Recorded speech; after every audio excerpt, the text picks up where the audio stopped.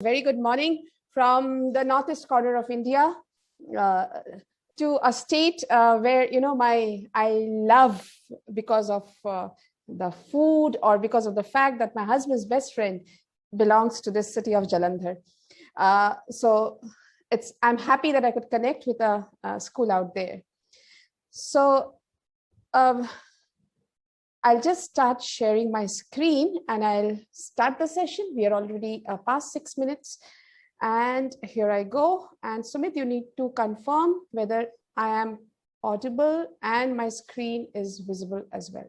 Ma'am, you're audible as well as visible. And the most common question these days, am I audible? Am I visible? Okay. So today's session, as we all know, we'll be discussing effective teaching strategies. Let me mute this. Okay, so we are good to go. Now, before I really discuss into the details of today, let me share with what I have in store for you.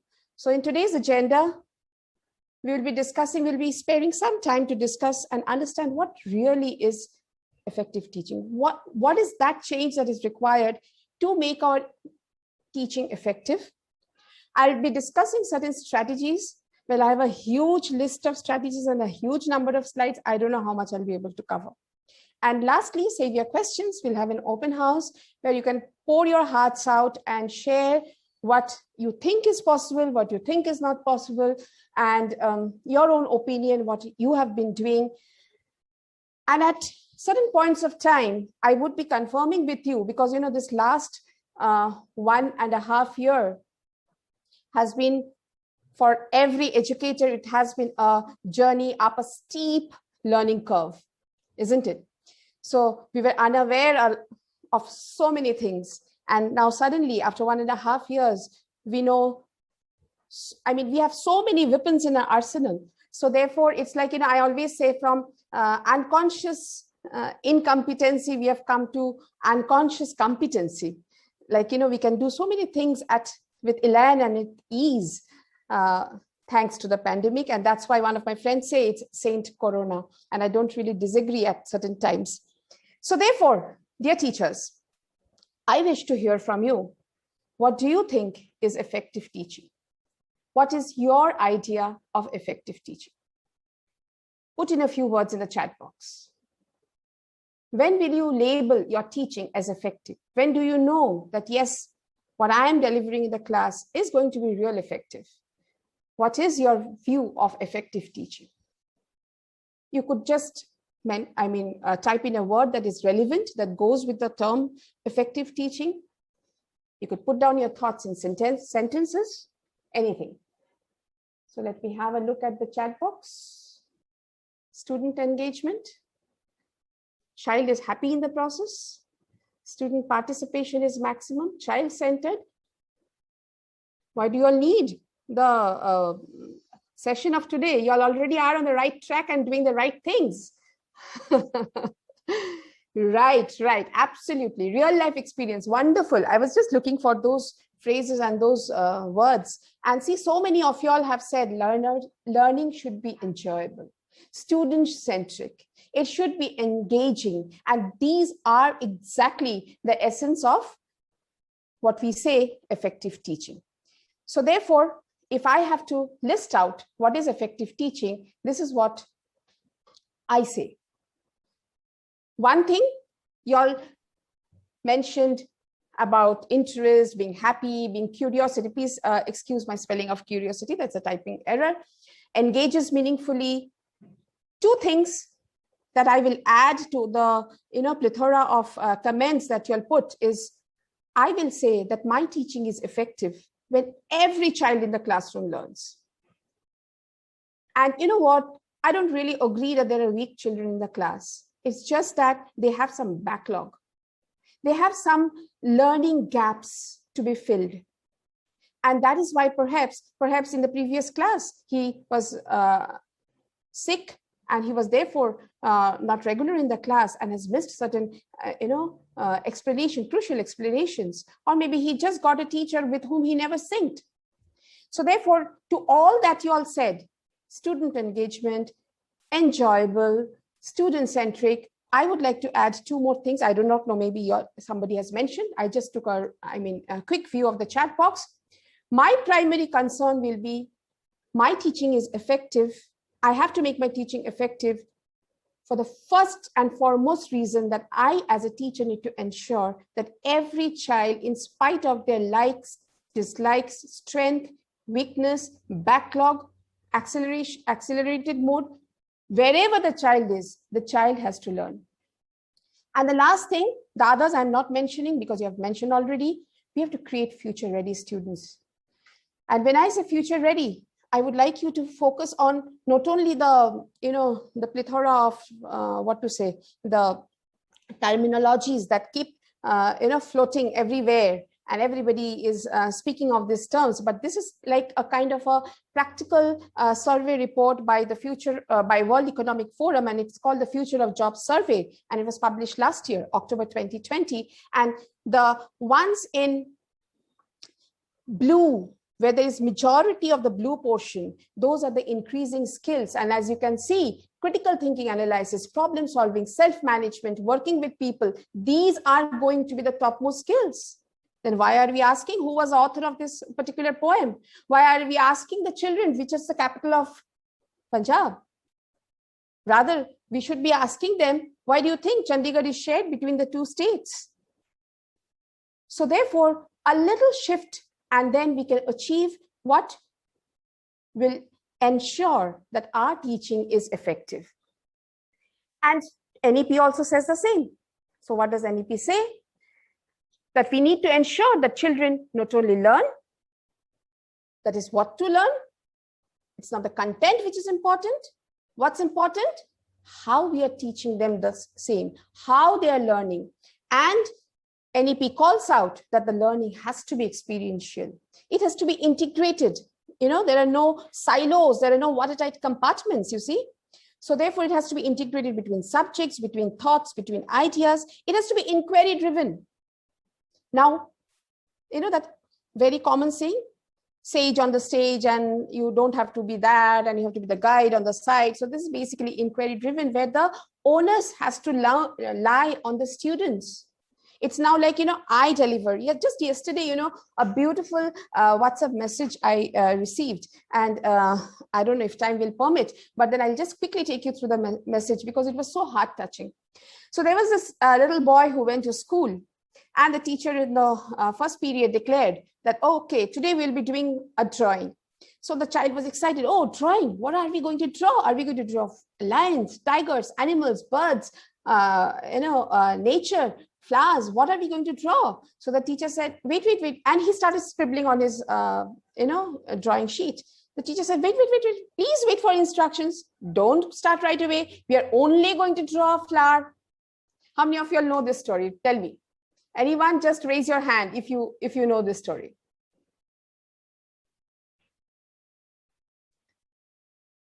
I can't see the chat box.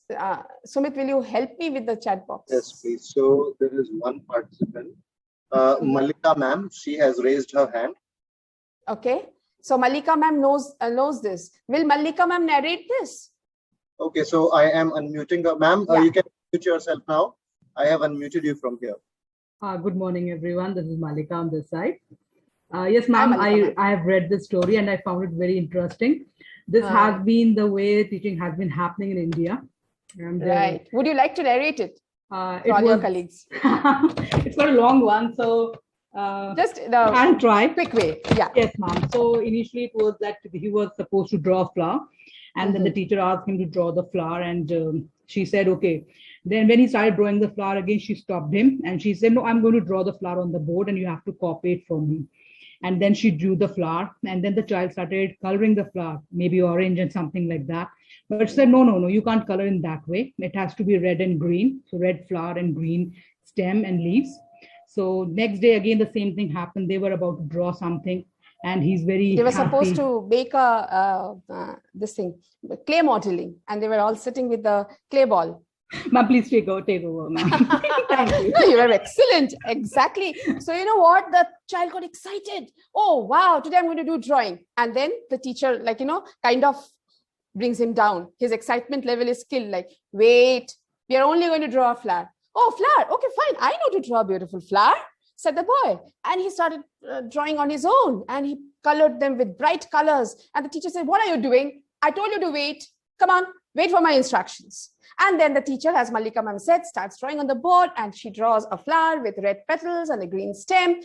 The child looks at his drawing sheet and says, I think my flower looks better. But anyways, it's a teacher saying. So therefore, he turned his paper and he started drawing the red petals and the green stem. Next day, the teacher says, today we are going to make we are going to do clay modeling, and here are your balls of clay. The student was again excited. What are we going to make today? Are we going to make some, shapes? Are we going to make some animals? Whatever. So then the teacher said, now come on, don't get overexcited. Wait for my instructions. Only when I say, will you start doing? Okay, fine. This child was sitting. So then the teacher says, today we are going to make a dish. And then the child gets excited. Okay, fine, dish. Oh, I know to make wonderful dishes. There's one dish that my mother loves, and I think I can recreate that, and I'll color it. And he starts making the shape of a dish, which was not round, which was a triangular one. The teacher says, no, you have to make a round dish.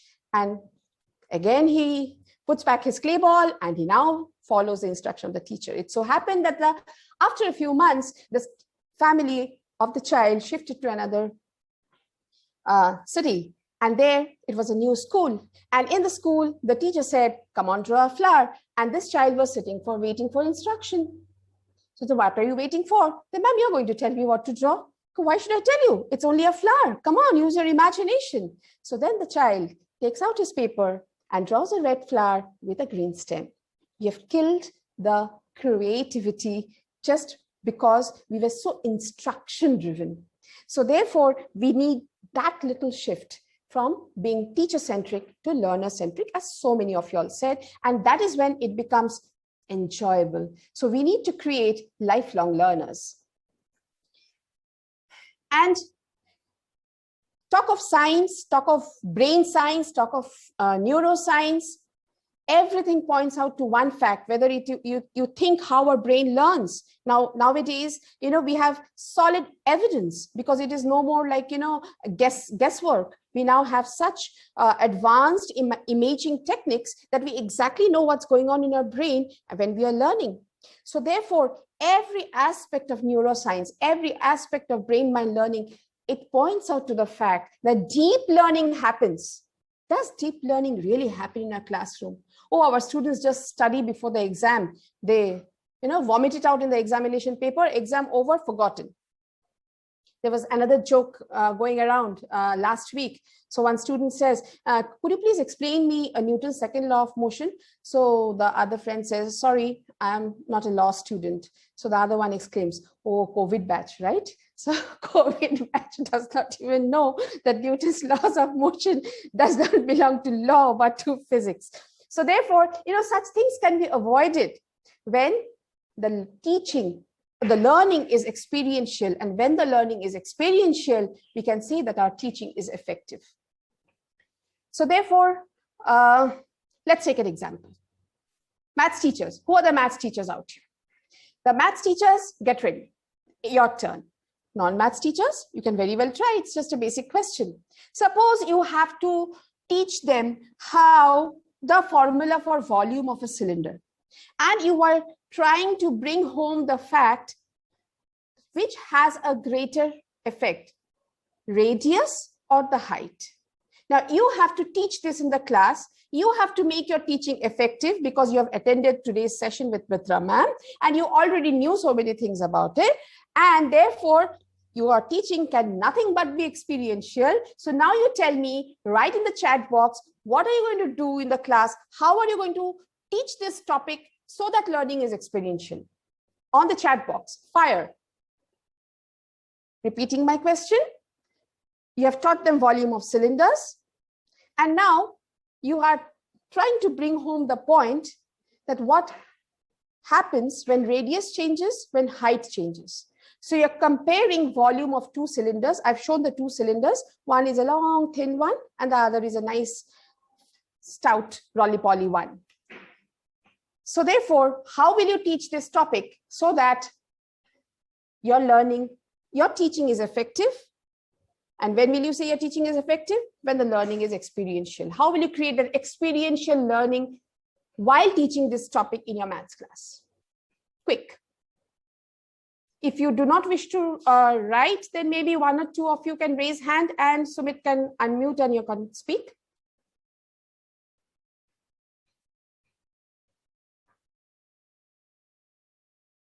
Do we have any raising hands? Try. Come on. You don't have to give a perfect answer. We'll learn from each other. Maybe you have a brilliant idea which did not strike me. Take a glass of water, ask them to pour in this in a bowl, okay? But bowl is half a sphere.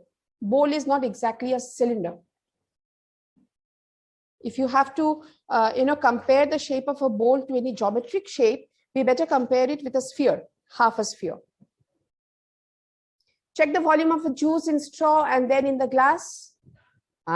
Good idea. Good idea. This is what I had to share. You could try it right now if you have 2 pages near you, actually giving them 2 cylinders, drinking glass, and measuring the radius with the scale of both the cylinders. Measuring and all, we have done so much.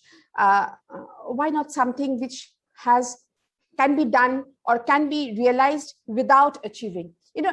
I showed you that slide, the previous slide.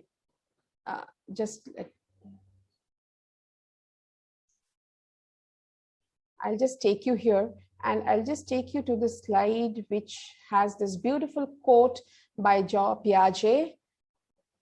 You all are acquainted with Jean Piaget because that is the one person whom we read in our B.Ed. Please read this quote. Each time one prematurely teaches a child something he could have discovered himself, that child is kept from inventing it and consequently from understanding it completely. And constructivism, he was Jean Piaget, John Dewey, they were all big, champions of constructivism. And constructivism is nothing about experiential learning. So therefore, coming back to our cylinder issue. So this is what I have. The straw and the glass was wonderful. This could be a simple one, which you could try right away. You need not try also because you can just visualize it. Here they have shown postcards. It could be any page. It could be 2 A4 size pages and 1 A4 size page rolled along the length and the other A4 size page rolled along the breadth. So therefore, what do we have? Look at the left. We put one into the other. We pour some sand. The students does it. You are not saying anything. You are not at all saying anything. It is as if it's some craft class. It's not a maths class. So come on, roll, put the tape, create 2 cylinders, put 1 cylinder into the other, fill it up with sand, and now pull out the other cylinder. Integrate it. It's kind of, the nuances of craft also coming in. And what do they see? The tall cylinder was fully filled. But when that is removed, is the short cylinder fully filled? No. And that is where you will explain then that what happened?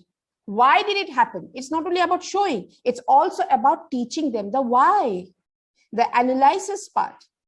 And do not reveal the answer yourself if they're aware of the formula. Now come back to the formula. What's the volume of the formula for the volume of the cylinder? It's pi r square h. So since r is a square, so naturally the effect of change in radius is much more than the effect of change in height.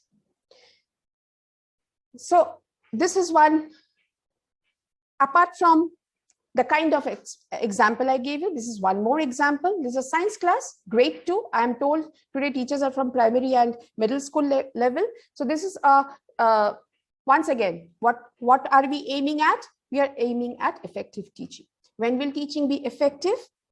Research, science, everything points out that teaching is effective when the children discover facts by themselves.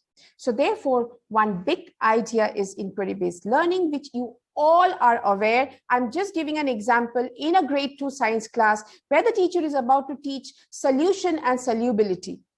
So therefore, should I show the video? Do you want to really show the video, or are you all aware of it? Tell me in the chat box.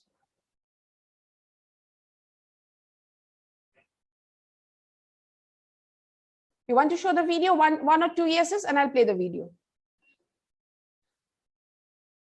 Yes? Okay. You want to play the video?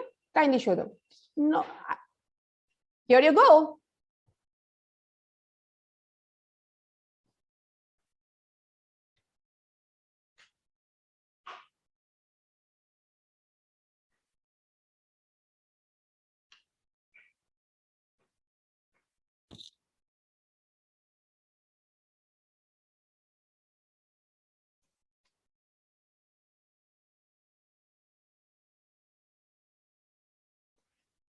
I'll just tell you the background. The teacher is supposed to be teaching the chapter of solution and how the changes happen in a solution. She will be discussing solubility and how certain things dissolve, certain things do not dissolve. What she has done, she's not referring to the textbook at all. She's not telling the definition of solution and what happens, blah, blah, blah. She's allowing the children to discover themselves. What has she done? She has asked the children to bring from home 2 disposable cups, something to stir, and she has made groups of 2. One of them have brought some sugar crystals, the ordinary sugar that we use, and the other has brought the sugar cubes. Okay, so therefore one partner has a sugar cubes, the other partner has a sugar crystals, the regular shakkar. So and then their children are sitting in groups of 2s. Both of them have these disposable cups. They've poured water there. One of them is supposed to put the sugar crystals and the other is supposed to put the sugar cubes. But she has not asked them to start the experiment right away. She has put the question on the board. And what's a focus question? Which one will dissolve faster? Will it be the sugar cube or will it be the sugar crystal? That's a focus question. They are supposed to find out. So before they find out, they have asked them to predict. So you can see there are notebooks and they are predicting what could be the possible outcome. Okay. And then they go on to this, do the experiment. Let's watch. Is the sound of the video audible? No, the sound is not audible. I think you need to enable the computer sound. Okay. 1 minute. You can stop share and reshare. Okay.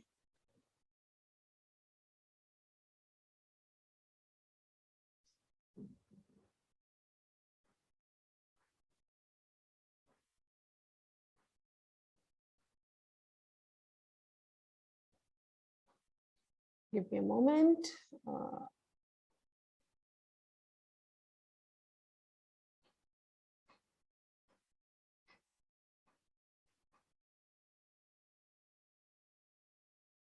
It's on the settings of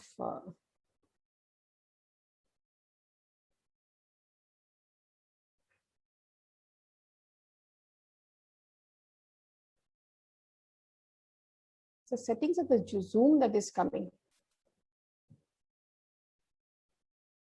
So while sharing the screen, there is an option of share sound. No, it's not coming. I know that it does come, and I had done the settings also, but somehow it's not happening. I'll just try for one more time and then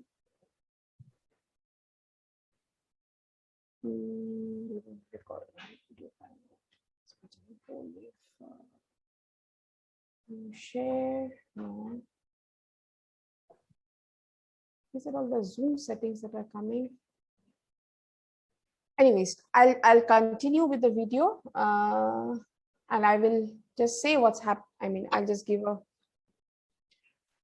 just narrate whatever is happening. So this is a grade 2 class, and am I audible? Confirm once again. Yes, you are. Hello, am I audible? Yes, you are audible.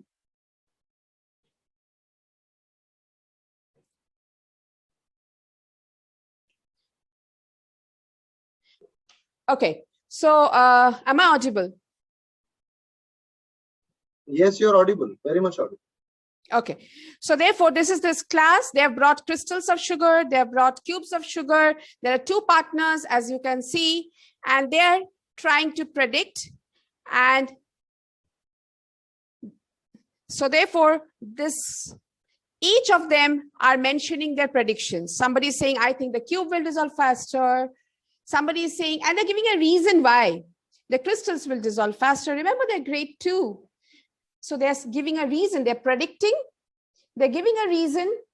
And now after this discussion is over, this girl is beautifully saying that this is smaller and that's why it is going to dissolve faster. So therefore, once this is done, then they will actually perform the experimentation. There they go. And there they're mixing the crystals and the cubes. And they're checking out.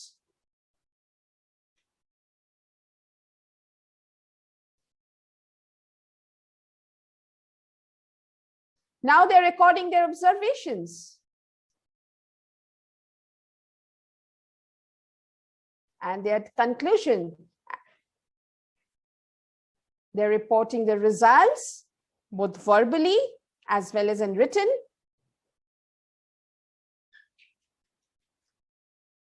I wish the sound did not create a problem. And what happens after this? So this actually makes the children think. They are students, as they are experts, they are leaders, they are taking ownership of their own learning, they're discovering. Do you think they will ever forget this? But when you just mention this as a statement in the class, they're bound to, forget it. But when they discover it themselves, they will never, ever forget it. And this is what is going to promote what we call deep learning. So therefore, this was an example of inquiry-based learning in the science class.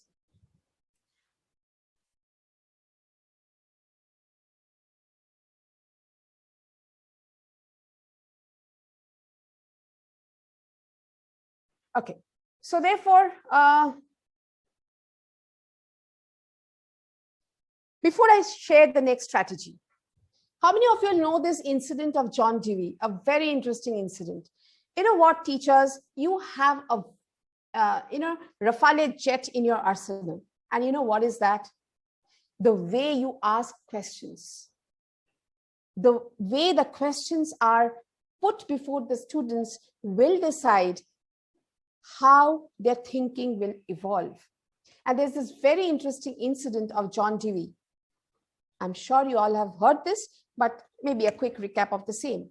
So John Dewey goes to a classroom one day and asks the students that, okay, students, you tell me what is there at a distance of, average 6,000 kilometers from the surface of the earth. If you happen to go down, what will you find there?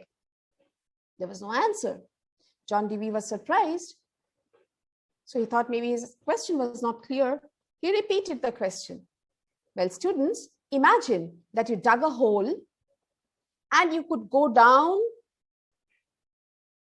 under the surface of the earth and you have reached a distance which is around 6,000 kilometers from the surface of the earth.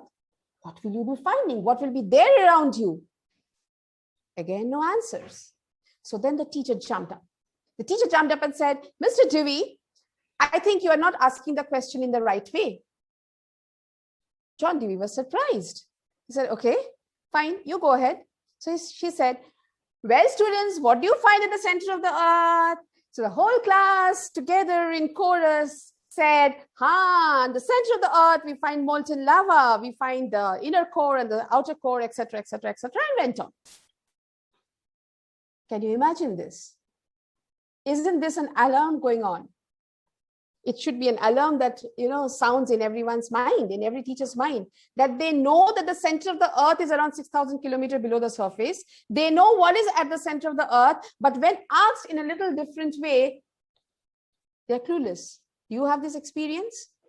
Well, I have had plenty of these experiences. Although there are middle school teachers only, but still, in case you wish to share with your high school teachers, many a times, when in physics you have to teach moment of force, it's an 11th standard topic, moment of force, and you start the class by asking, well, students, why do you think the carpenter always attached the handle at one end? Suppose there was a single plank door, not a double plank door, or even if it's a double plank door, then also always it is at the end, not near the hinges. Why? And you won't believe, I've been teaching physics for 16 years in a college in Mumbai, and I have not got an answer in 16 years. Everybody knew the handle was there. Nobody knew why. So therefore, that art of questioning, teachers, I tell you, that's a Rafale in your arsenal. Fly them and you can, create wonders. And therefore, when I speak of art of questioning, does the onus of asking questions lie on the teacher alone? No. You can use this, it's called the QC square. How many of you are aware? Please, I'm asking you again and again so that your time is not wasted by me mentioning something which you're already aware. So that's why I'm going on asking you again and again. No? Okay, fine. I'm happy to share. I'm happy to add to your knowledge. So therefore, this is called the QC square chart. Okay? You give it as a worksheet. Can you see the 4 quadrants? And trust me, this can be used anywhere from primary onwards. And you can see who, what, where, when, why, how. And there are certain, topics in the horizontal column as well, the horizontal row as well. Is, are, was, did, do, does, can, could, should, etc. And you can see the 4 quadrants made. So the upper left-hand quadrant, it's the lower level of Bloom's taxonomy, knowledge and remembering, the recall kind of questions. Then you have applying and understanding, you have analysis and comprehension, you have evaluation and synthesis, and so on. So this the student gets. Who is asking the question? You? No. The students will ask the question when? After they have done something. I've given an example here.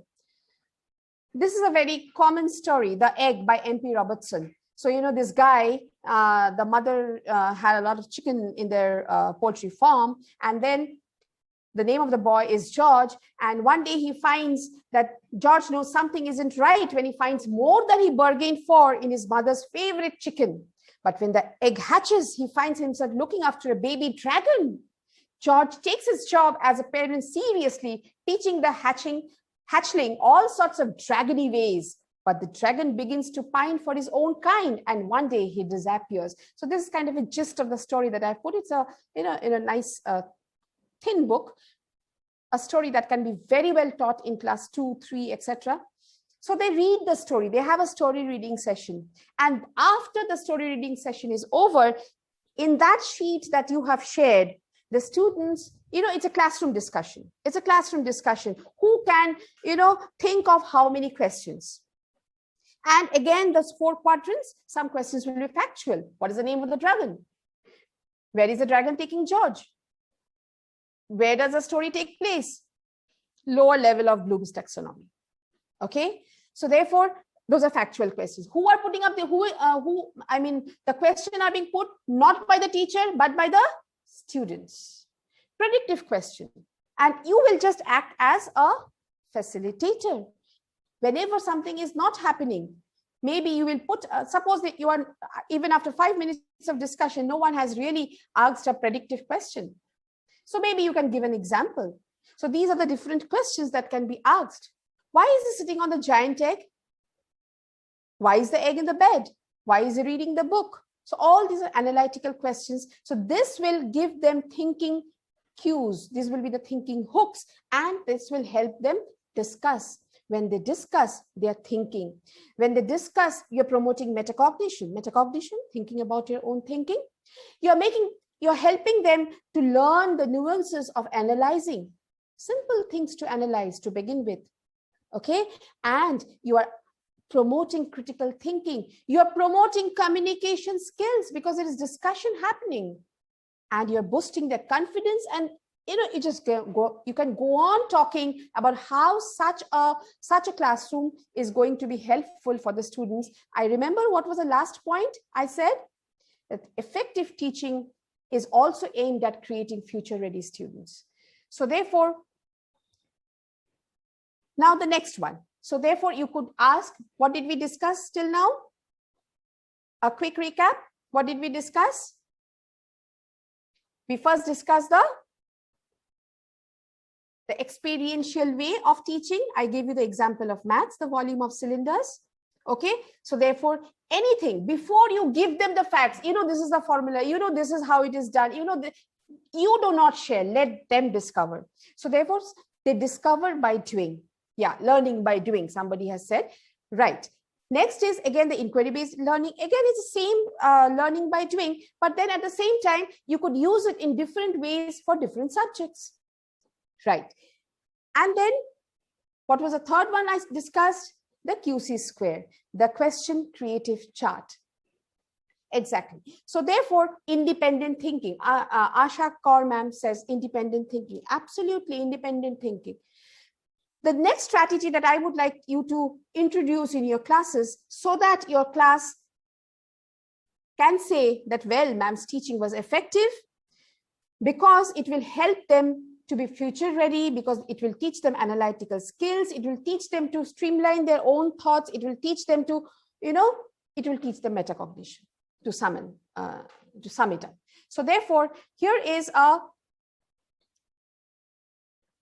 Marzano. If you all teachers, you should be reading a lot. And, Marzano has this beautiful series of books, effective classroom management, effective instructional strategy. And it's not only about Marzano, but any research in the educational field, teachers promotes one way of teaching, and that is using graphic organizers for comparing and contrasting. So here I'm showing a graphic organizer, which is, where I'm trying to, teach them the difference between transpiration versus evaporation. Who will do this graphic organizer? You will not do. The students will need to do it. Venn diagram, what are the common points? What are the differences? So one is a biological process, the other is a physical process. However, there are common points. What is the common point? In both the cases, water evaporates from the surface. Yes, Venn diagram indeed. And this Venn diagram is such a beautiful tool. I love this tool. And do you think Venn diagram can be used only in the higher classes? No. Check my next slide. This is just for a primary class.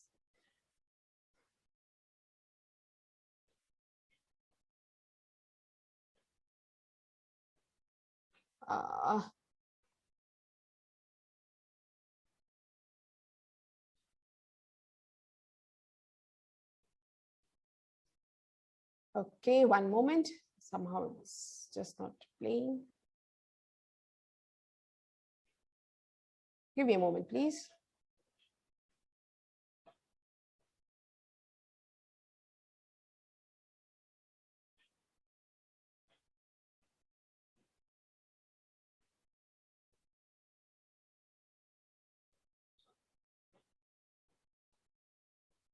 Okay, so here is a Venn diagram for a very primary class.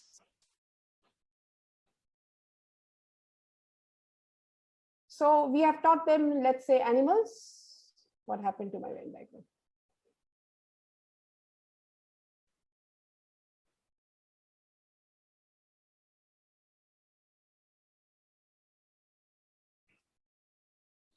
Am I having network issues? Am I audible, Sumit? Yes, you're very much audible. Okay. It's just your picture. The picture. That's why I started wondering whether I have issues with my net.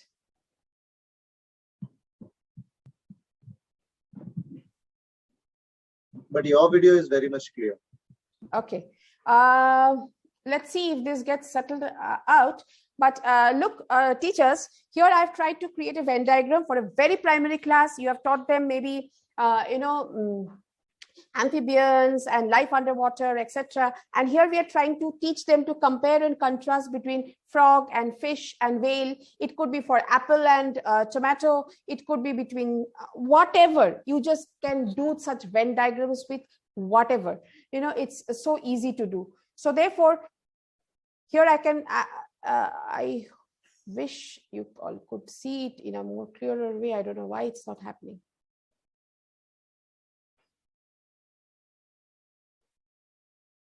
Okay, so therefore, see, fish and whale, that black thing at the middle, that's common for all the three. All three can swim.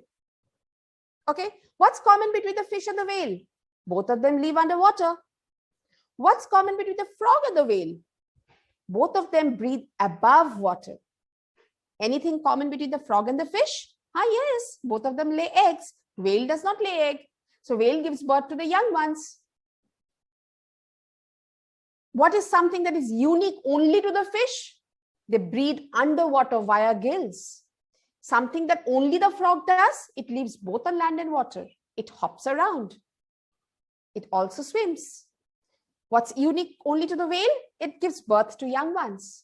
So therefore, in this way, you can think, just let your imagination run wild and use such Venn diagrams, colorful ones. You have lovely apps called Canva app or Mind Map where you can create such Venn diagrams. Now that you all are teaching online, you can just put it on your PPT like I have done and you can share it. You can teach them initially. You get more involved in creating the Venn diagrams. After that, you go to the passive mode. Let the students create their own Venn diagrams, own graphic organizers. Teachers, I wish I strongly promote graphic organizers because it helps to visualize your thinking. We never remember in words and letters. We remember in images and pictures. And therefore, graphic organizers, again, is a very important tool which will promote deep learning, experiential learning, which will help them to think and will teach them the analytical skills, the critical thinking skills. So therefore, I wish you all include these again and again in wherever possible, in every possible way. I have a third example of a Venn diagram. This is between this I have not created, the other two I had created. This I have not created, I have taken up from Marzano's book, Classroom Instructions That Work. So again, you know what these are known as non-verbal representations, no? Any other examples of non-verbal representations that you all use or you all are aware of? Teachers, on the chat box, please. Here, this topic is about food. What in the past, food, in the present, food. Anything in common? In both the times, humans could raise and grow food. All kind of food groups were raised and grown. In the past, they had to mainly raise, grow, hunt. Storage was not proper. Variety was limited. Now, storage options are plenty. There's a large variety. And we may not raise, grow, hunt, and yet we can get our food by simply walking into a store as long as our wallet allows us. So therefore, this is a way of analyzing how the scenario of food has changed over time.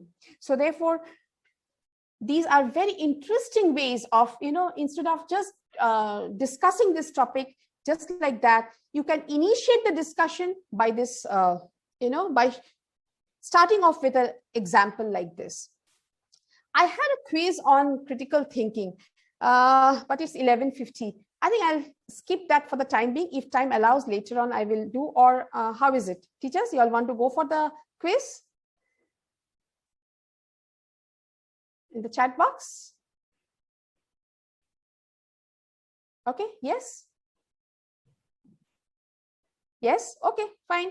Preeti, could you just share the quiz link in the chat box? Just a second, let me ask Preeti to do it. Okay, or you want me to do it? Or you can also do it, ma'am. If you have the link. Copy link, and here I go to everyone. Somebody's direct message is on, so every time it is in direct messages. There you go, teachers. Quickly we'll do it, okay? Otherwise we are going to miss out on the topic.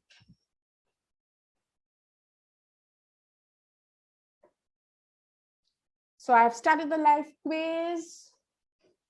You all join.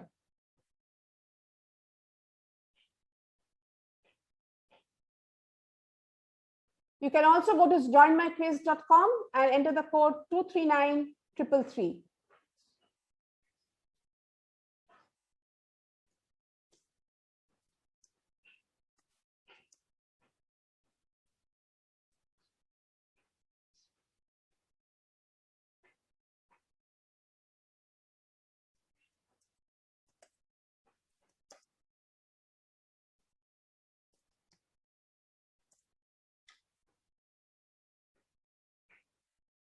No participants as yet.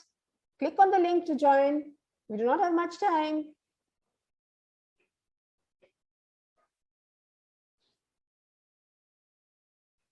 Waiting for there comes Nisha, Tripti. They have joined. I'll just wait for a few more before I start the quiz. Tripti has joined, Nisha has joined. A few more, please. Maybe 10. Quick, teachers. No? Okay. Nisha, Tripti, you all get going.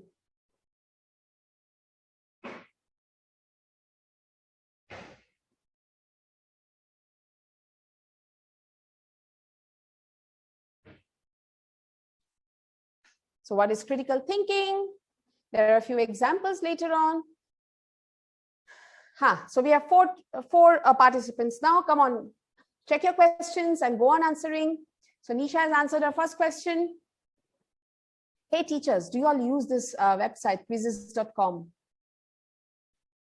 You must be, and if not, please use it. It's fun. To have a class with, please share the link again. Okay.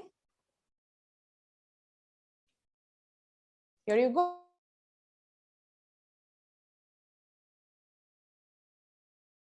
Hira ma'am, Malika ma'am has now, moved past Nisha and Navdeep. Tripti ma'am is leading the board with 930 points. Followed closely by Hira ma'am, 910 points. And Harjot Kaur ma'am, 850 points. Malika ma'am is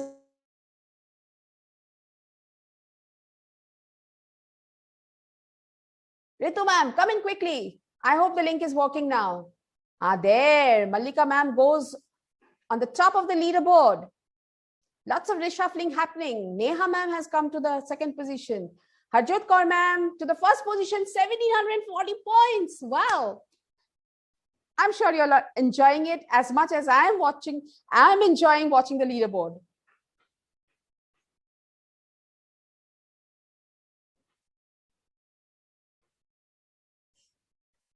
Okay. Come on. I'm not able to enter answer. Why?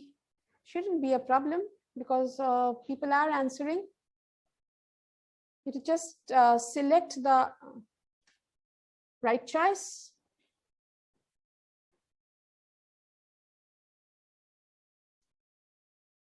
Could it be some network issue? Sumit, could you try YouTube? Can you please try, just random answering? Sure. So that you can tell me if there's a problem. Link is not opening. Never mind, ma'am. If I can help by posting the link again, you can go to join my quiz, ma'am. You can go to join my quiz. You can just type join my quiz on your browser. And you can use this code. I'm posting it again. Whoever says link is not opening, go to your browser, go to joinmyquiz.com and you use the code 239333. You don't need the link. Okay, so therefore, tell me teachers, do you all use this in the class? Quizzes.com? There are plenty of quizzes plenty of questionnaires. You can start a live quiz like this. You can share this quizzes as homeworks, and but the live quiz with the leaderboard, etc., are wonderful. So teachers, I am saving the link. I'm once again posting the link. In case you all are not able to do it now, you can try it later. It will remain live. Or you can also use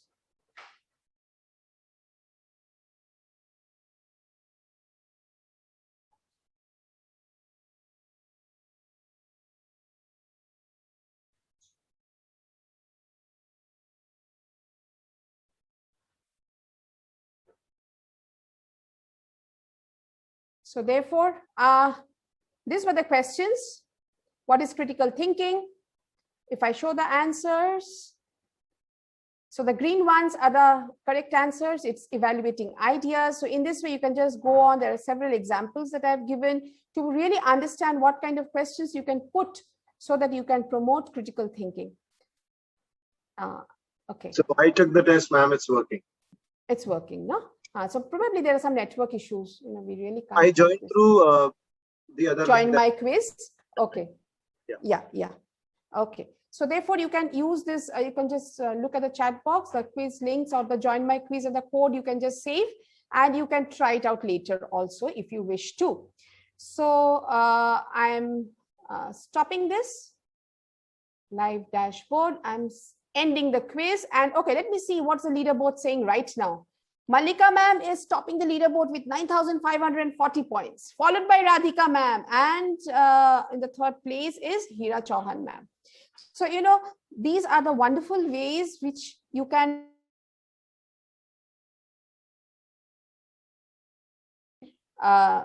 check their knowledge and also have a lot of fun in the classrooms. So there comes your prizes. Yay! Well done. So therefore, coming back.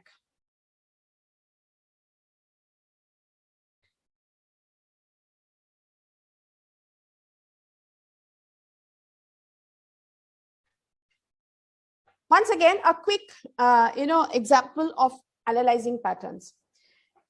This is on the left. There are two questions out here. These are thinking cues. These are these are discussions that will promote metacognition.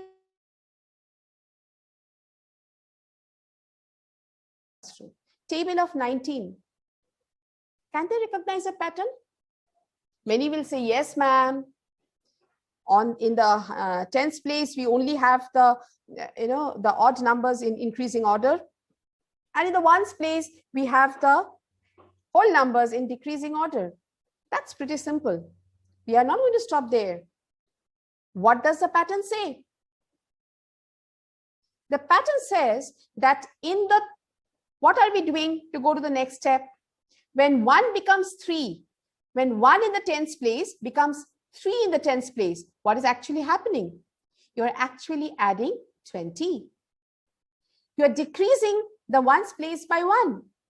So what are you increasing in total? 20 minus 1, 19. Can a child recognize this pattern? And why am I insisting on recognizing patterns, analyzing patterns? Teachers, that's how our brain learns. You know of the neurons and the synapses? Well, we are constantly making patterns and networks in our brains. And therefore, when these patterns are continuously created, connecting new learning with old learning, that is when deep learning happens. This is one picture image that I had received on WhatsApp. So therefore, we can very well have a discussion in the class, and we can very well, analyze it in this way. When I look at this picture, don't just stop at, oh, wow, 222 divided by 2 plus 2 plus 2 is 37. Look beyond, analyze, recognize the pattern. What is the pattern? It's nothing but you start with a table of 3. And whatever are the products, you multiply by 37, you get the numerators. That is what is exactly being shown, isn't it? So can we have a quick discussion? This could be an icebreaker. This could be, ending our class in an interesting way. But at the same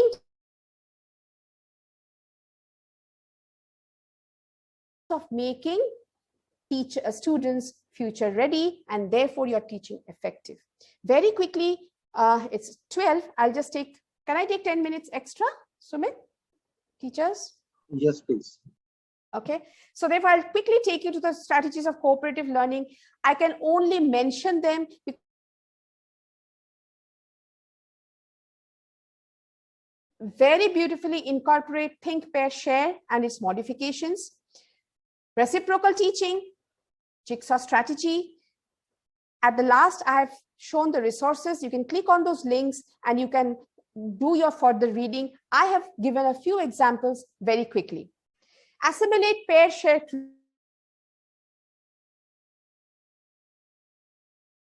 geographical regions like the Arctic region and the equatorial region, etc., etc. You divide your class into groups. You give them different topics and they're supposed to collect those points on those topics. Okay, and they will, after they come home, after they come to the class, they've gathered information. Maybe you have shared some videos, maybe you have shared some reading. So therefore, they have gathered certain information on those topics. They have noted them down. Now they're coming and comparing notes. Suppose me and Malika ma'am, we had the same tundra region. Okay, somebody else had some other topic. So in this way, they compare the notes and then they present the full thing together. So they assimilate the points, they pair up, compare the notes, they share. Now the tundra region students, they shared their findings with the equatorial region students and the entire class, and they create the entire, information basket on the different geographical regions. It could be on migration. They could go and find out the, maybe they can speak to their people in the neighborhood, to their relatives. Which are the families who migrated? Okay, so they have to catch hold of a Bong or a Punjabi in order to understand how migration had happened, or if there were families which migrated. Correct. So therefore, they will go and find out what happened during the migration. What were the experiences? From which country did they migrate? Which generation migrated? How did they shift from that country to here? How smooth was it? How difficult was it? They gather the information. They come to the class. They pair up. They share their ideas and they create. When the entire class has shared, you have the topic of migration covered. You have the topic of geographical regions covered. The next, very quickly, the FAB4, which is also more commonly known as the reciprocal teaching. I'm sure these are topics, oft quoted. So it is not about knowing reciprocal teaching teachers. It is about effectively using in the class.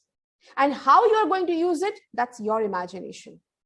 Although reciprocal reading is about reading a story where you have to,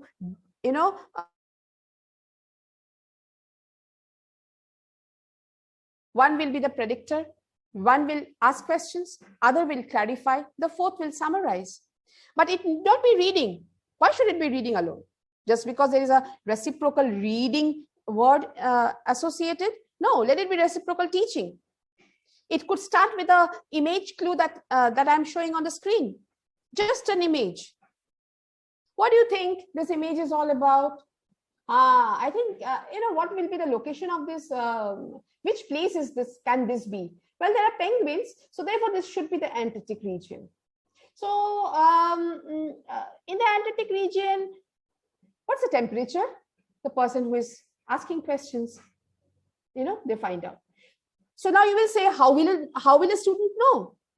You have given them a pre-reading. Maybe you have asked them to watch some video on Antarctica, right? So therefore, they have watched that video, they've come to the class. In the class, you have given this image clue. Now there are people who are predicting. Did you understand? You have divided the class as a teacher into groups of 4. One person plays a role of predicting. The other person plays a role of questioning. The third, clarify. The fourth, summarize. So somebody is predicting. Where could it be? What is the teacher trying to say? Questioning, clarifying. What will be your role as a teacher? They will be asking some basic questions.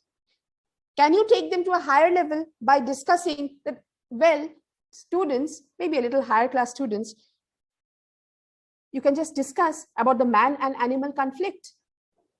How we are invading into their homes and creating trouble.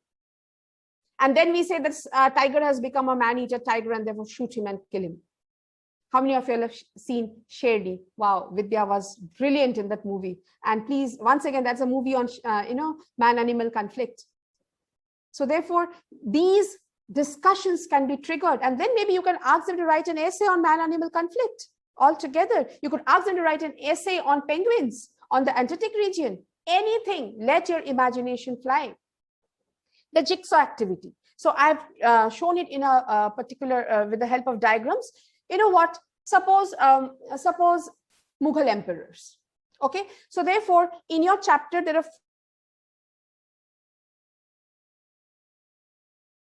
suppose the first one will discuss Akbar, the second one will discuss Shah Jahan, the third Aurangzeb, and the fourth the fall of the Mughal empire maybe. Okay. So then this is known as the home group. So the entire chapter divided into 4 parts. Each child has been assigned going through reading and understanding one part. Now you will say, ma'am, the chapter is new. How is a child going to understand? Exactly. So that is your, getting the class ready. You will have to go through the chapter. You will have to identify those words, those concepts which they are not aware. Do a pre-jigsaw activity drill. Maybe you can even ask them to watch a video and come. And then they go on to, instead of you reading the chapter and explaining, they go on their own. What is happening? It is student-centric.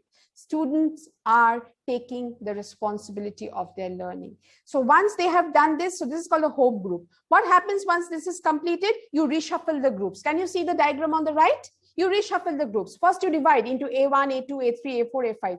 Okay. Then B1, B2, B3, B4. Then what happens? All the ones come together. So all the ones they have studied about Akbar. All the twos have studied about Shah Jahan. All the threes have studied about Aurangzeb. All the 4 have studied about the downfall of the Mughal Empire. Again, now they discuss amongst themselves. You know what? Akbar had done this. These were the good things. But Akbar also was, had put a tax on, all these kind of tax on religion, etc., etc. They discuss. So they become experts on Akbar. The other group become experts on Shah Jahan, the architecture, etc. They are practicing. Then again, they go back, the expert group, they go back to the home group, and whatever extra they have learned from the expert group, now they come and share. So that's jigsaw activity, which can be done in any subject in any class. I've just given a few examples. In the primary, it could be discussing pollution. In the middle school, it could be forces, Mughal emperors, etc. We are talking of students, making students, creating lifelong learners. That is what even NEP says, right? So how will they be lifelong learners? They need to know how to learn themselves. And teachers, flipped classroom is once again a very, very significant tool. If you have to promote this. And what is a flipped classroom? Very quickly, you give them some pre-reading, some pre-watching of videos before you actually launch the topic in the class. You can ask them to watch a YouTube video. You can ask them to go through them. It may not be that exact reading. Maybe it's a higher class and you will be doing daffodils. Can they have a little write-up on a reading about William Wordsworth and the kind of poetry he wrote? And then they come and really study daffodils. They'll be able to appreciate the nuances better. So therefore, this is again one of my very favorite topics. I don't think the time will allow 12:10. Okay, teachers, could you quickly read, or maybe I will read out and you be ready to fire your responses in the chat box. Okay. Now this is a small paragraph. Betsy had never tackled the cement mixer before. Although many fears cycled through her mind, her 2 main concerns were handling the back door and the lip. Her confidence rose, however, as she reminded herself that if she could just get into the barrel, stared at the horizon, shook her fist triumphantly in the air and shouted, "I'm ready for you, meat grinder. I can handle the biggest mackerel you can deliver." Any word which is unknown to you, teachers? No, all ordinary common words of English language. But can you then explain what? We see what are the responses. I won't wait for long.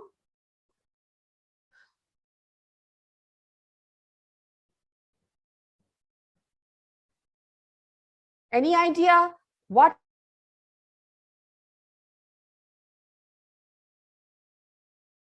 at familiar to any of us? All familiar words, but still can you predict?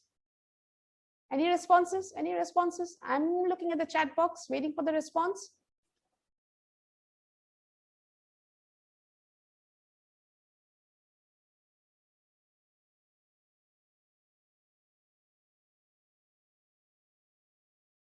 Making Mac burgers? Malika ma'am, I love your response, but unfortunately it's not like that. But thank you so much for responding. You know, this is what we need to develop in our children. Let them answer. Our children are always looking for the right answer. Why? Why should we be always right? We never learn from our, when we get it right, we learn from our mistakes. So therefore, the children should be, you know, I will say motivated to make mistakes. Well, we could not answer. Even I could not answer when I read it for the first time. We could not answer because in India, we are not aware of this. Betsy is a surfer. She's getting ready for a surfing competition. So these are all terminologies that are associated with surfing. We are not aware. We know English so well, and yet we could not predict. So can you imagine the same thing happening to the students in the class? So therefore, if they do some bit of reading before you actually, some bit of relevant reading, relevant watching a relevant video before they actually, you know, step into the explanation that you are going to give in the class, deliver in the class, it's going to be very effective. And this mode is called accelerated learning. And in fact, like my mentors, two people, Shikshangal Education Initiatives, Devika ma'am and Vijay sir. So they are, you know, they are always speaking about substituting remediation with.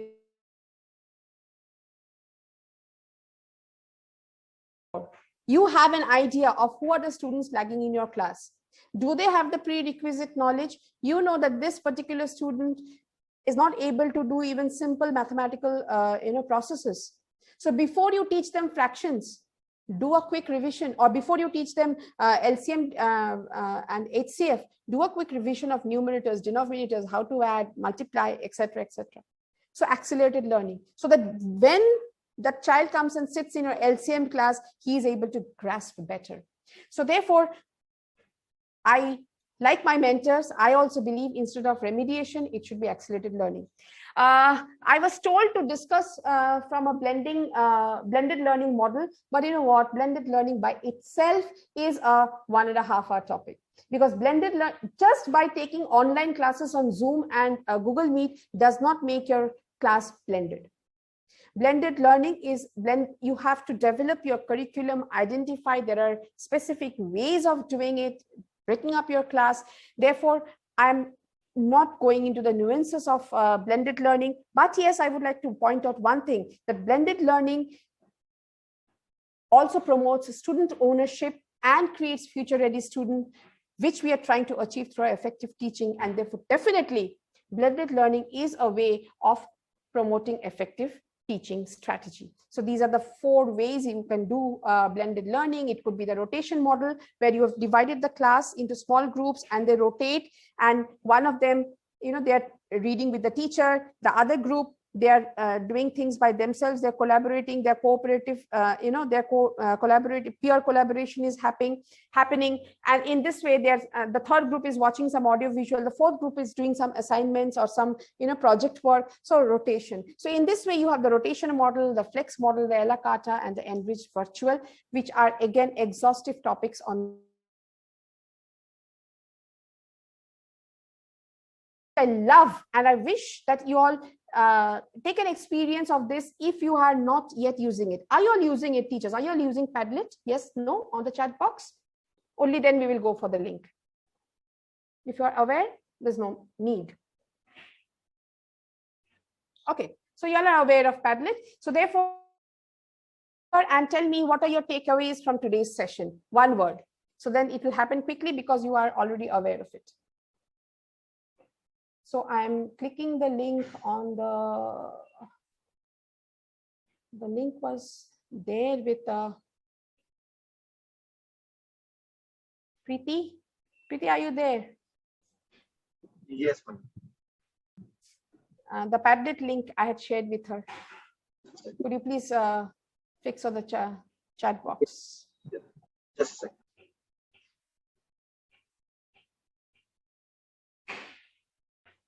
Okay, even I have got it. I'm putting it. There you go, teachers. You can click on the link. This is also a QR code. If required, you can scan the QR code. It is shown on the screen. And you can tell me what were your takeaways today. Just a word.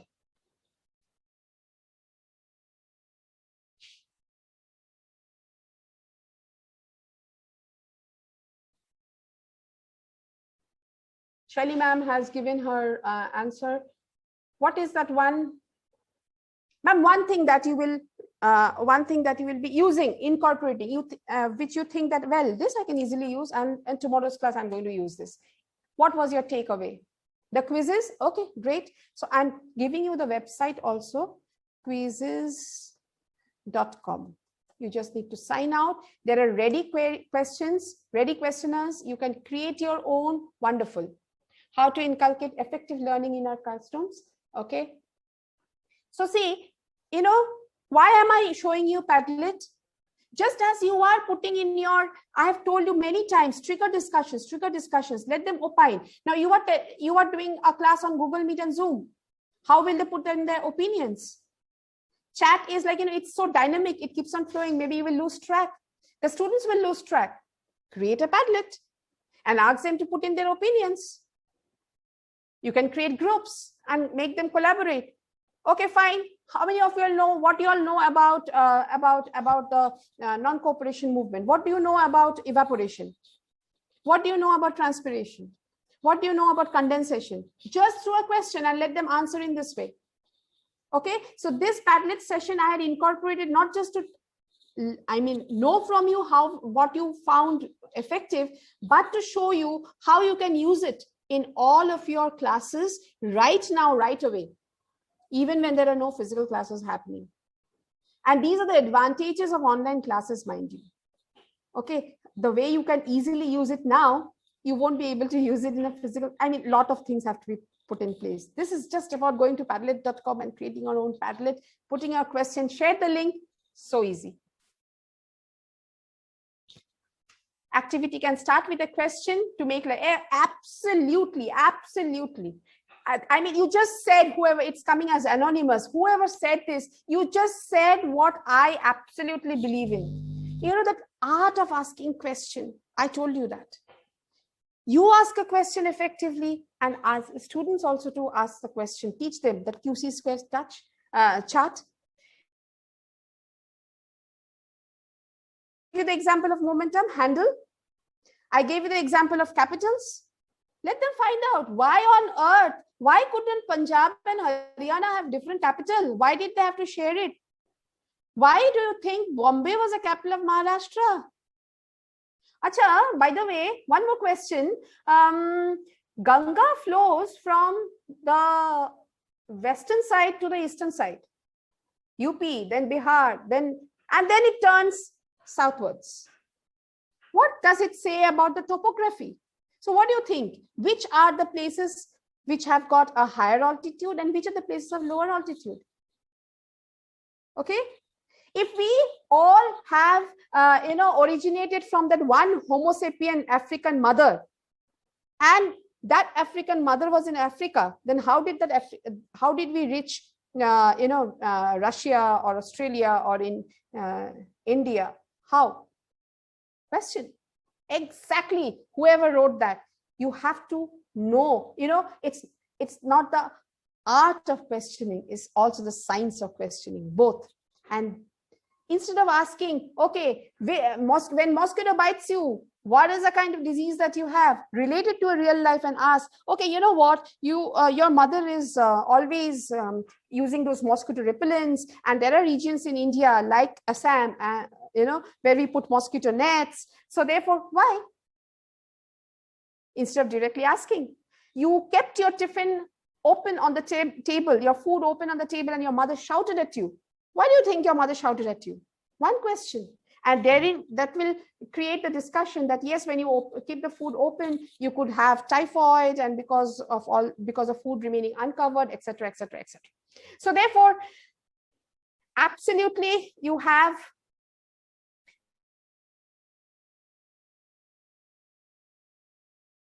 technique. I tell you, teachers, as one of you have said. Let me go back to the effective teaching. Thank you all for your responses.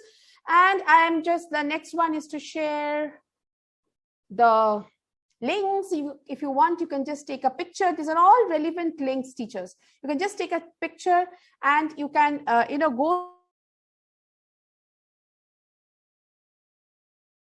think, pair, share at Lindsay Learning, and so many other things, blended learning, etc., etc. So you can just take a picture, and at the end, teachers, please do not just cover the syllabus. Uncover the concepts and the ideas. Facilitate the child to discover them themselves. Let them unravel the beauty that lies hidden in every topic in a cooperative way. So I've taught you all the cooperative learning strategies. I've spoken about the experiential learning, about the art of questioning, the QC squared chart, and the non-visual representation. English teachers, you can use tips chart. Why only English teachers? Science teachers, condensation, evaporation. Let them not write any definition for revision's sake. Condensation, can they draw a glass and can they, show those water droplets and say this is condensation? Evaporation, they can, one cloth line and a cloth hanging and the sun shining, evaporation, or maybe water in the pond and evaporation. So, non-verbal representation. These, as I said, our brain remembers through images. So therefore, although we are much behind the schedule, but still I would not like to rob the opportunity for you all to ask questions. If any questions are there, I'll be happy to answer. And so that's open house. You can put in your questions in the chat box, unmute, whichever way. I'll stop sharing. Any questions? I don't know. I'm looking at the chat box if there are any questions. Okay, so yeah, so Saruchi ma'am wants to ask something. I'm unmuting you now. Yeah. Ma'am, I have unmuted you. You can unmute yourself now. Good afternoon, ma'am. Yeah, good afternoon, Saruchi ma'am. Ma'am, first of all, I would like to thank you for giving us such an informative and knowledge about effective teaching. Ma'am,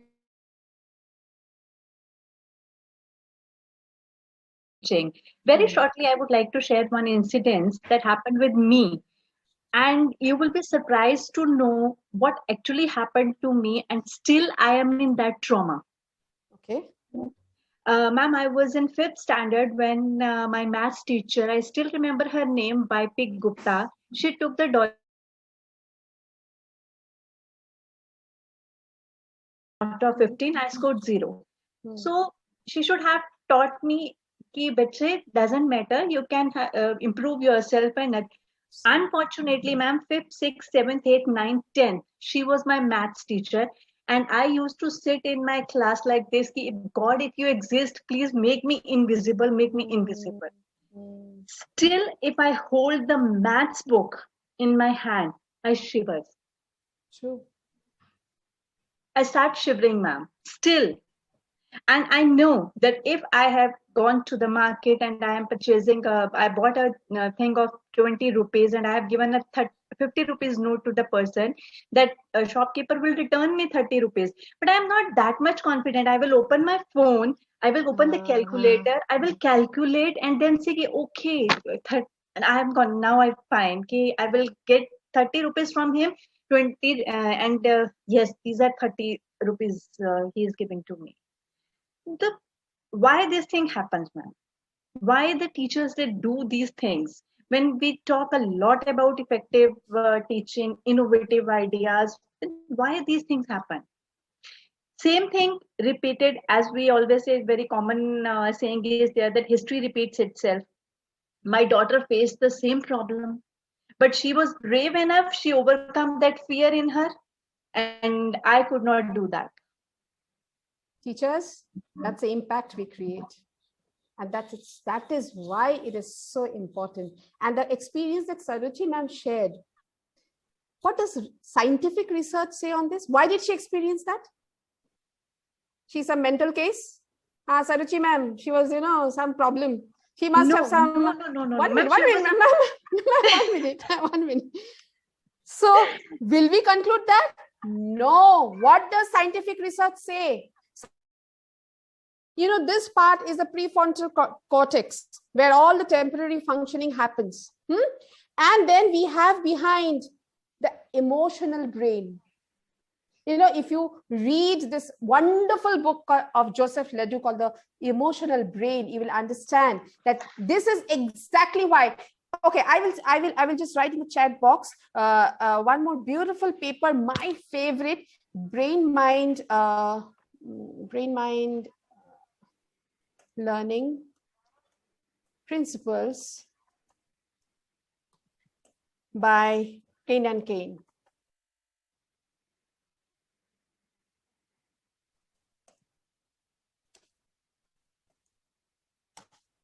Teachers, I will tell you, if you are touched by Saruchi ma'am's story, Saruchi ma'am, if you think that has a lifelong impact, please go through this research paper by Crane and Kane, and that exactly has this point that you said. When there is fear, there is fear in your classroom, when as a teacher you are creating an atmosphere of fear, where there is students do not open up. They are, afraid to make mistakes. As you said, they want to be invisible. Learning is not happening because you have been hijacked. It's called the amygdala hijack. Your amygdala is hijacked. It is no more. See, what do we do? How does our brain learn? We gather information. That information is processed. It gets, linked with emotion. That is why we are saying experiential learning. So when you all said, it should be enjoyable. Why? Because when this happiness comes in, deep learning happens. And the processing happens in the right way. It did not happen for Saruchi ma'am in that 5th grade maths class. And she felt. So therefore, your classroom, one most important criteria, it should be, it should be a fearless classroom where anybody, and there are no stupid questions, my dear teachers. Please do not give a remark. Oh, you don't even understand this? There are many things even we do not understand.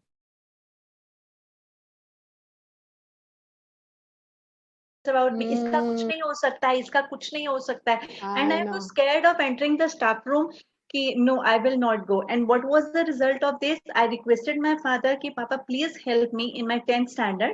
Help me this much only, that I should get 35 marks out of 100. And ma'am, believe me, ma'am, after that I have not touched maths. Naturally. Please go through this. So this has one point where we talk of this amygdala hijack. So what happened to Saruchi ma'am was an amygdala hijack. Okay, so no processing happened. Maths, even if she understood, it never entered her processing unit. It remained at the surface. Therefore, deep learning never happened. Okay, so please go through this. Saruchi ma'am, anything else? No, ma'am. Thank you so much. Thank you so much, ma'am. I hope, I'm able to ensure that in this school of yours, such Saruchi ma'ams are not created with fear in mathematics. Confident in mathematics, Saruchi ma'ams are created. Okay, so Navdeep is asking me, how can we explain balancing of a chemical reaction with an effective teaching technique? Navdeep, there are wonderful resources on the net.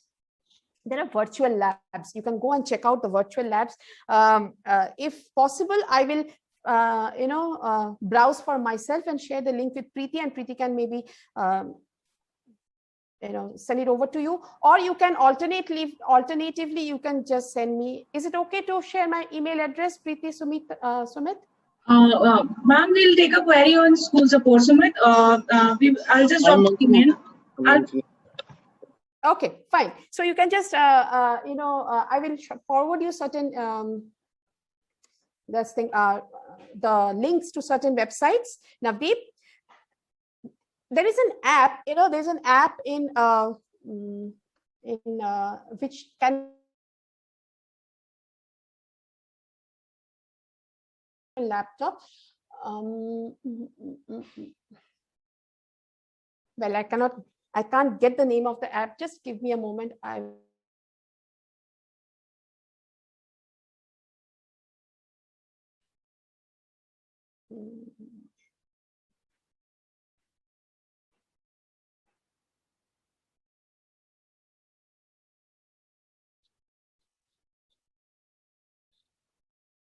Just a moment. Give me a moment.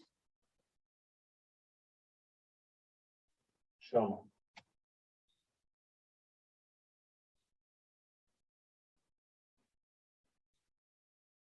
I will just share my screen for one last time for Navdeep. I'll just show some of the resources. Allow me to share the screen. Can you see my screen? Yes, ma'am. Navdeep? Yeah, Navdeep, you can use any of these. PET Colorado, these are all virtual labs, and you can effectively teach balancing of equations to everything with the help of these virtual labs. And there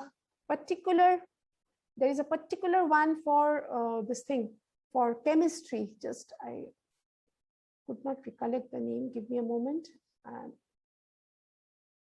Brain Pop Junior, Shepherd Software, Jubel Plaza. Avogadro? No, not Avogadro. What was it?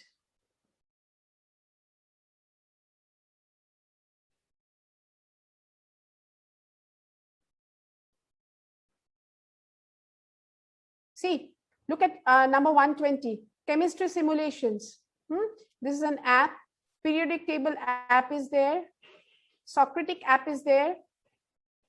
These are all chemistry apps. But the one that I am saying, it's a beautiful app. Beaker. Yes, I got it. Now, please note.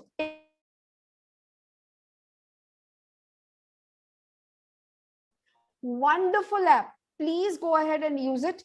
And your chemistry teaching, why only balancing of equations? You'll get a hell lot of ideas, lots of ideas. And you can look at, this is app. So you have to use it from your phone. So then if you're taking a Zoom class or a class on Google Classroom, how are you going to use it? Use screen mirroring. Okay, you use screen mirroring so that your phone screen is seen in your laptop if you are doing it, and if you're doing it from your phone, then it becomes it's direct, right? So all these periodical tables, see, balance board, see exactly what you wanted. You can take a picture of this, or maybe let me copy the link and share with you.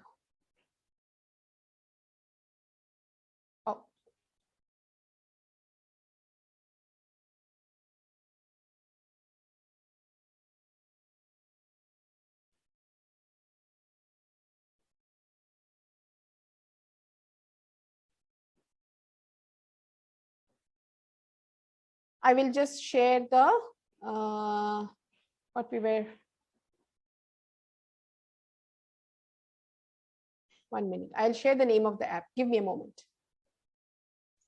Sure.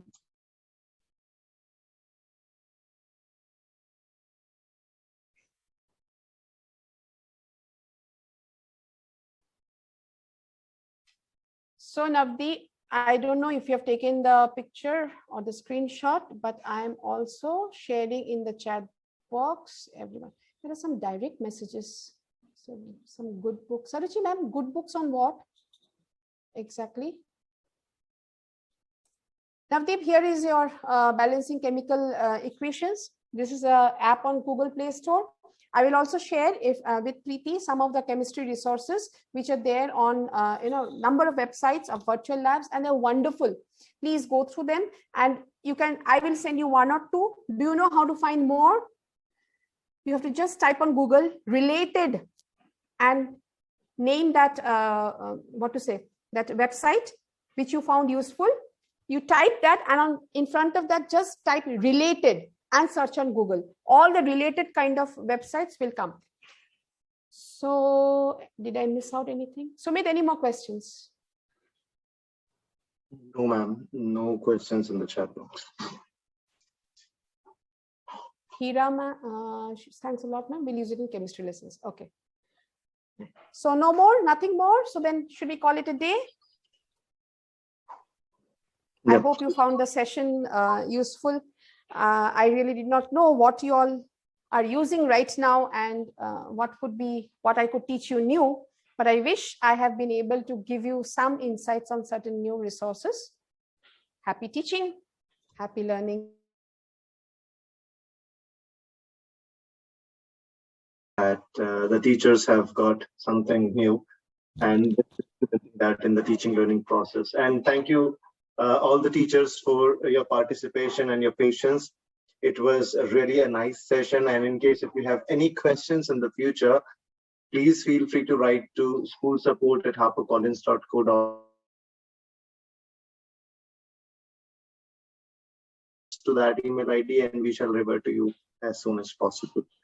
So with this, we would like to take a leave, and thank you so much. Ma'am, is there anything?